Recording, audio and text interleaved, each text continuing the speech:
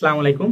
তো আজকে যে বিষয়টা নিয়ে কথা বলবো সেটা হচ্ছে আমরা যে ফেসবুক পেজ ইউজ করি সেই ফেসবুক পেজে কিভাবে ব্লু ভেরিফিকেশন নেওয়া যায় এবং এটা নিয়ে আসলে কি পরিমাণ একটা সিন্ডিকেট হচ্ছে।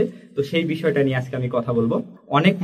অনেক মানুষ বিশেষ করে যারা টিম চালায়, যেমন এক একটা টিম আছে, আমি টিমগুলোর নাম বললাম না, তারা দেখবে ভিডিও পাবলিশ করতেছে যে কেন আপনার বিজনেস ম্যানেজার ভেরিফাইড করবেন, এটা নিয়ে তারা ভিডিও বানাচ্ছে।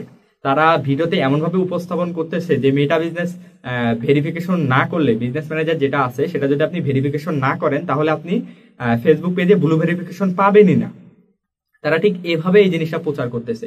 প্রচার করার পর কি করতেছে, তারা দেখেন একটা বিজনেস ম্যানেজার ভেরিফাইড করতে তারা প্রায় 15,000 টাকা, আমি একটা বড় টিম নাম বললাম না, সেখানে আমি দেখলাম, তাদের সাথে আমি যোগাযোগও করছি। তারা চাচ্ছে যে হচ্ছে তাদেরকে 15,000 টাকা দেওয়া হলে তারা বিজনেস ম্যানেজার ভেরিফাইড করে দিবে। 15,000 টাকা। যারা হচ্ছে কোনো একটা প্রতিষ্ঠান চালান বা হচ্ছে কোনো নিজের কোনো টিমের হয়তো বা হচ্ছে কোনো দলের বা কোনো সংস্থার নেতা অথবা লিডার অথবা হচ্ছে কোনো একটা পজিশনে আছেন, যার কারণে আপনি চাচ্ছেন আপনার পেজটা ব্লু ভেরিফাইড করে রাখার জন্য। আইডিতে তো করা যায়, এটা স্বাভাবিক, কিন্তু পেজেও চাচ্ছেন আপনি ব্লু ভেরিফাইড করার জন্য।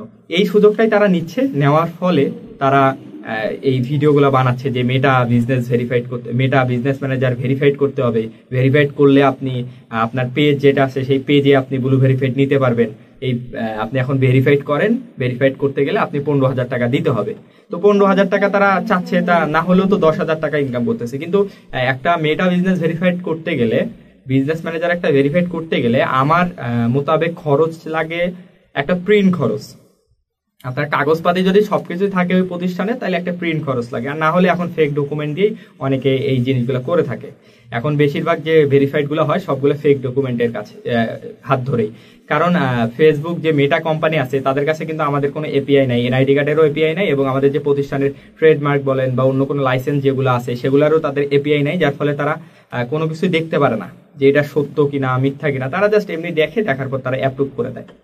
তো এই হচ্ছে মূল বিষয়টা। আপনার পেজ ভেরিফিকেশন করতে হলে যে আপনার মেটা বিজনেস ম্যানেজার ভেরিফাইড থাকতে হবে, এবং ভেরিফাইড না থাকলে যে হবেই না এমনটা না। আমার পেজও আছে, আমার তো কোনো প্রতিষ্ঠান নাই, আমি তো কোনো অমন ব্যক্তিও না যে হচ্ছে আমার নামে অনেক নিউজ হয়েছে বা আমার নামে কোনো একটা লাইসেন্স আছে, ট্রেড লাইসেন্স বলেন বা অন্য কোনো লাইসেন্স আছে, এমন কিছুই না। তারপরেও কিন্তু আমার পেজ দেখবেন আপনি ভেরিফাইড করা আছে, আমার পেজ আইডি সবকিছু ভেরিফাইড করা।